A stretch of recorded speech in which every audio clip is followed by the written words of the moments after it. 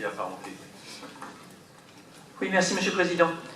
Monsieur le Président, mes chers collègues, nous examinons les propositions de subvention aux structures et associations agissant en protection de l'enfance, en accompagnement des familles et en prévention.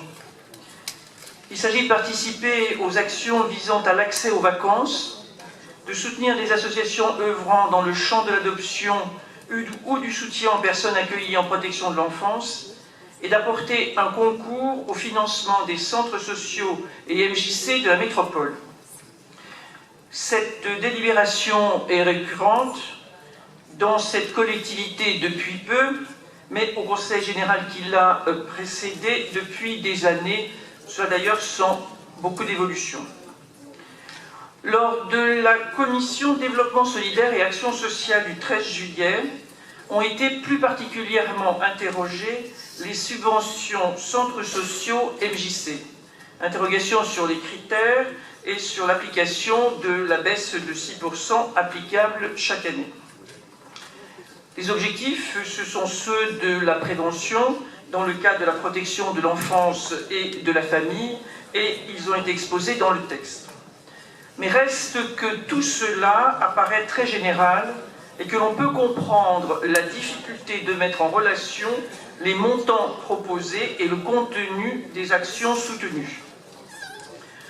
En réalité, les centres sociaux, principalement, et les MJC, ont toujours été soutenus par le Conseil général sur le fondement de leur rôle dans l'action sociale qui assure accompagnement des familles et prévention des difficultés pour enfants et jeunes.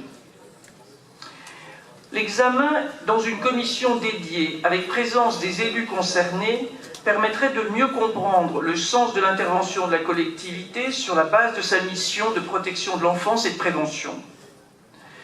Au moment où l'on doit réduire les financements, mais pas nécessairement de façon uniforme, au moment où l'on doit assurer l'identité de la métropole avec sa promesse de mutualisation, nous voudrions faire la proposition de prendre pour le prochain exercice le temps d'examiner au fond les actions à retenir et de proposer des pistes d'orientation. Il faudra aussi prendre en considération que dans des communes ou des quartiers n'existe pas de structure de type centre social MJC et que donc d'autres structures assurent ces actions qui contribuent à la mission de prévention. Je pense qu'il ne faudrait pas les oublier.